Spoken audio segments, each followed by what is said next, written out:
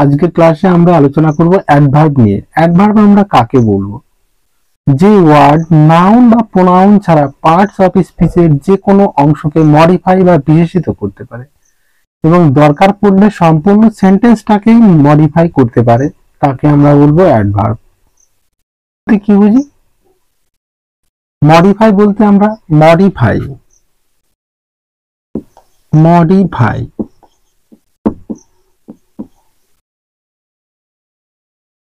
Modify বলতে আমরা কি বুঝি?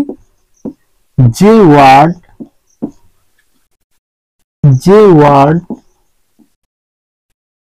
অন্য কোনো ওয়ার্ড বা গ্রুপস অফ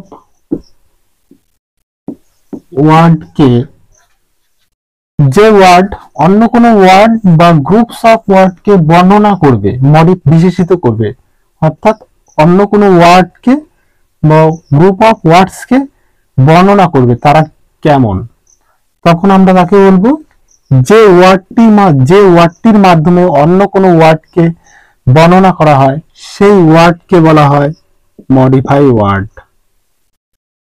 তো অ্যাডভার্ব মডিফাই করে। কাকে মডিফাই করে? নাউন বা প্রোনাউন ছাড়া অ্যাডজেক্টিভ, ভার্ব, অ্যাডভার্ব, কনজাংশন এদেরকে মডিফাই করে।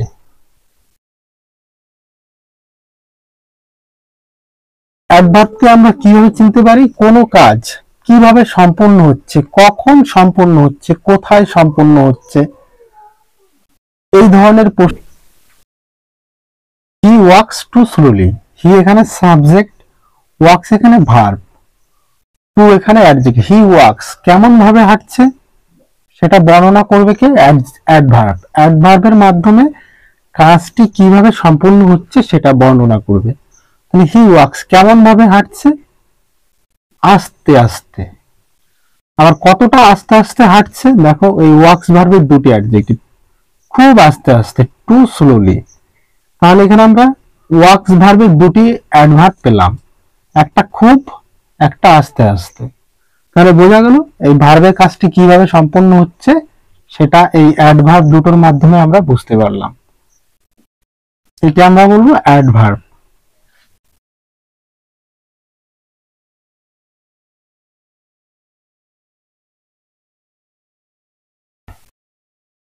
অ্যাডভার্বকে আমরা 8 ভাগে সাধারণত ভাগ করতে পারি, 8 ভাগে।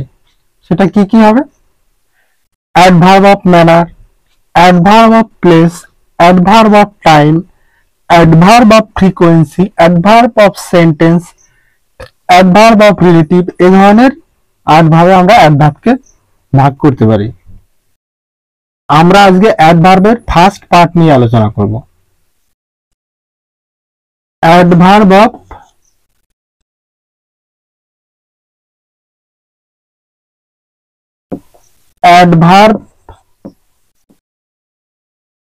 Of manner.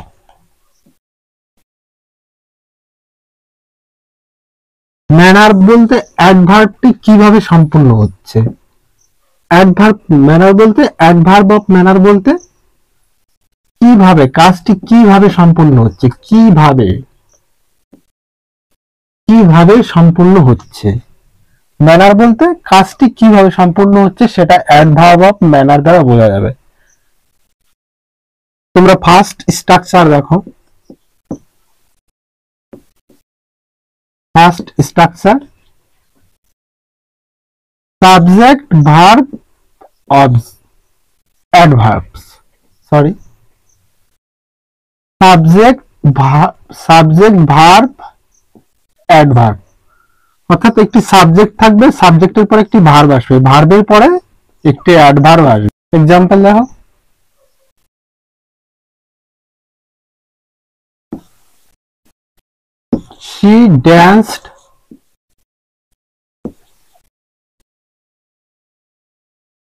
she danced beautifully.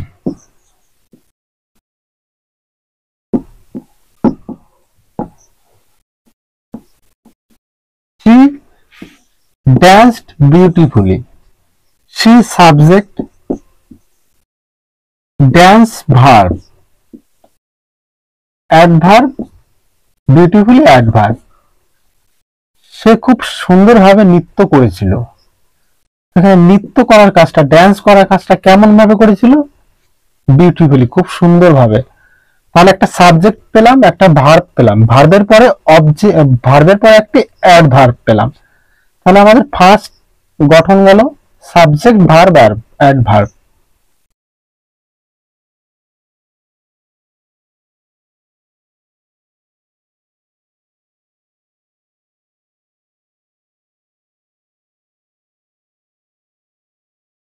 Next structure কি হবে? Subject verb object adverb. অর্থাৎ একটি সাবজেক্ট থাকবে, তারপর একটি ভার্ব আসবে, তারপর একটি অবজেক্ট আসবে, তারপরে অ্যাডভার্ব আসবে। দেখো এক্সাম্পল দেখো, they speak, they speak English well.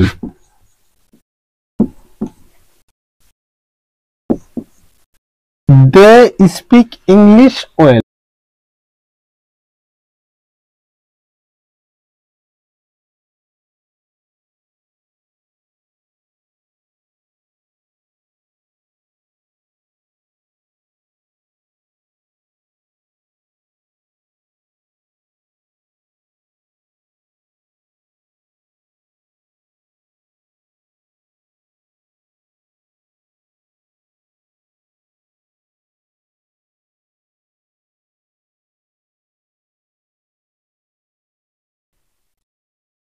তারা ভালো ইংরেজি বলে। তাহলে দেখো, দে এখানে সাবজেক্ট, স্পিক এখানে ভার্ব, ইংলিশ এখানে অবজেক্ট, ওয়েল এখানে adverb. They speak English well, তারা ইংরেজি কেমন ভাবে বলে? ভালোভাবে বলে। তাহলে ইংরেজি বলার কাজটি কেমন ভাবে হচ্ছে? ভালোভাবে। তো এটা অ্যাডভার্ব। তাহলে এখানে সাবজেক্ট ভার্ব অবজেক্ট, অবজেক্টটা কেমন ভাবে বলে? ইংলিশ, এই যে অবজেক্ট, এটা কেমন ভাবে বলে? ভালোভাবে। তো অবজেক্টের পরে অ্যাডভার্ব এসছে। তাহলে আমরা স্ট্রাকচার কি পেলাম? Subject verb object adverb. একটা জিনিস তোমাদের মাথায় রাখতে হবে, একটা জিনিস তোমাদের মাথায় রাখতে হবে, যখন ভার্ব, আমরা কখনোই অ্যাডভার্বকে, এই গ্যাপ আছে ভার্ব এবং অবজেক্ট, এর মাঝে কখনোই আমরা অ্যাডভার্ব বসাতে পারবো না।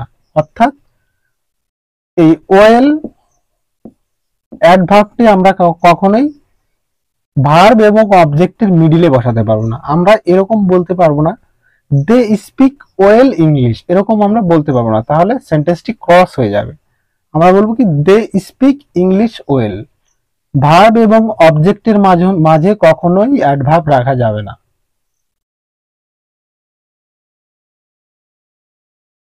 আবার দেখো, এই ফরমেশনটা কখন হতে পারে? সাবজেক্ট ভার্ব অবজেক্ট, তারপরে প্রিপোজিশন অবজেক্ট, এটা কখন হবে? এবং অ্যাডভার্বটা কখন কিভাবে বলবো? যখন এই অবজেক্ট, সাবজেক্ট ভার্ব অবজেক্ট, এখানে আমরা অ্যাডভার্ব এরকম ফরমেশন থাকবে, ভার্ব প্রিপোজিশন অবজেক্ট, যখন এই অবজেক্টটার লেন্থ আমরা দুইভাবে অ্যাডভার্ব কি ইউজ করতে পারি। লেন্থই ছোট হবে, হয় আমাদের তখন আমরা অ্যাডভার্ব ভার্ব অবজেক্টের পরে অবজেক্টটার লেন্থ যদি ছোট, অ্যাডভার্বটা প্রিপোজিশনের, তারপরে প্রিপোজিশনের আগে বসাতে হবে, এইখানে প্রিপোজিশনের আগে বসাতে হবে, অথবা অ্যাডভার্বটা অবজেক্টের পরে বসাতে হবে, অবজেক্টের পরে বসাতে হবে।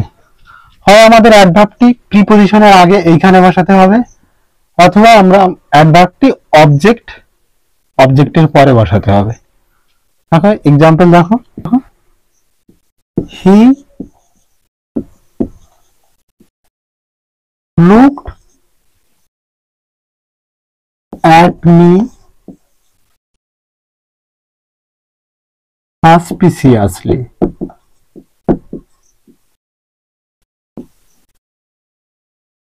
হি লুকড অ্যাট মি সাসপিসিয়াসলি, এটা সাবজেক্ট, এটা ভার্ব, এটা প্রিপজিশন, এটা অবজেক্ট।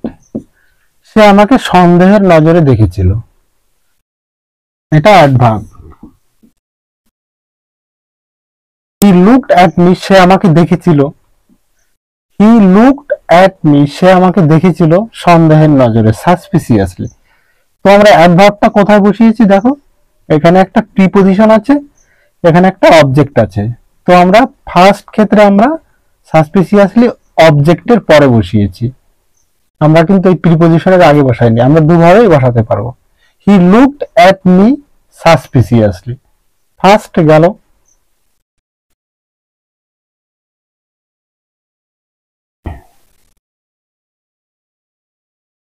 আবার দেখো,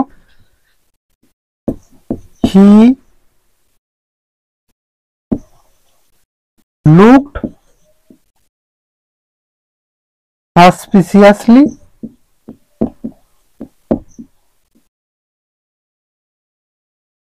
অ্যাট মি। এখানে দেখো অ্যাডভার্বটি প্রিপজিশনের আগে বসিয়েছি, অবজেক্টের পরে বসাইনি। তাহলে আমরা দুটোই করতে পারি, হয় প্রিপজিশনের আগে বসাবো অথবা অবজেক্টের পরে বসাবো।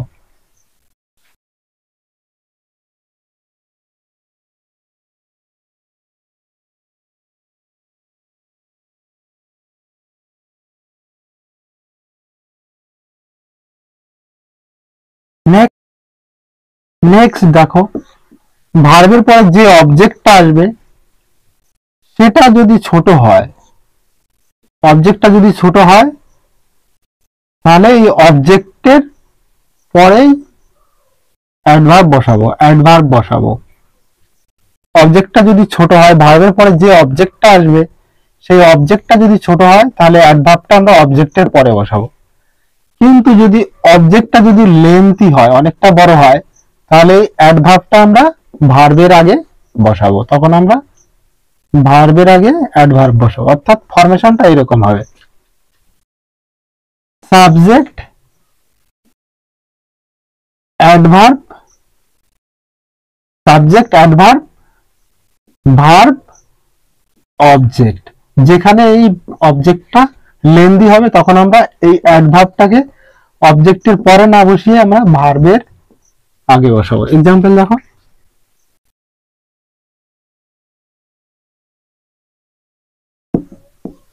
হি carefully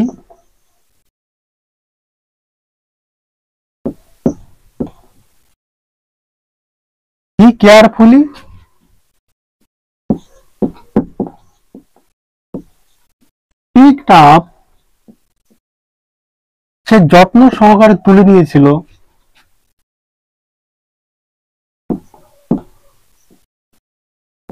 all the bits of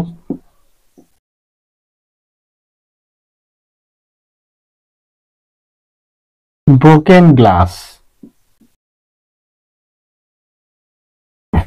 He carefully picked up, এখন এটা সাবজেক্ট, কেয়ারফুলি এটা অ্যাডভার্ব, পিকড আপ এটা ভার্ব,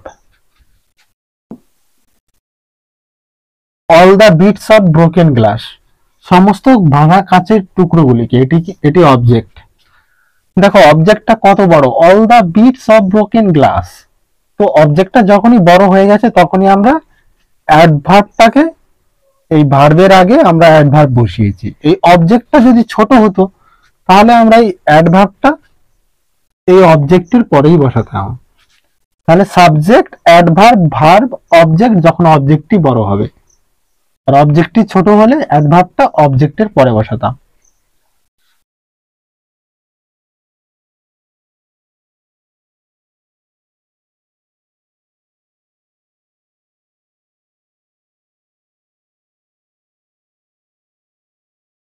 আবার যখন কোনো ক্লজ বা ফ্রেজ, কোনো ক্লজ বা ফ্রেজের পরে যদি কখনো অ্যাডভার্ব বসে ক্লজ বা ফ্রেজের পরে যদি কখনো অ্যাডভার্ব বসে, তো সেই অ্যাডভার্বটি কাকে বিশেষিত করবে? এই ক্লজ বা ফ্রেজের ভিতরে যে ভার্বটা থাকবে সেই ভার্বকে ডাইরেক্ট মডিফাই বা বিশেষিত বর্ণনা করবে, তাকে বর্ণনা করবে, তার আগের ভার্বগুলিকে কিন্তু বর্ণনা করবে না। ক্লজ বা ফ্রেজের ভিতরে যেই ভার্বটা থাকবে তাকে বর্ণনা করবে।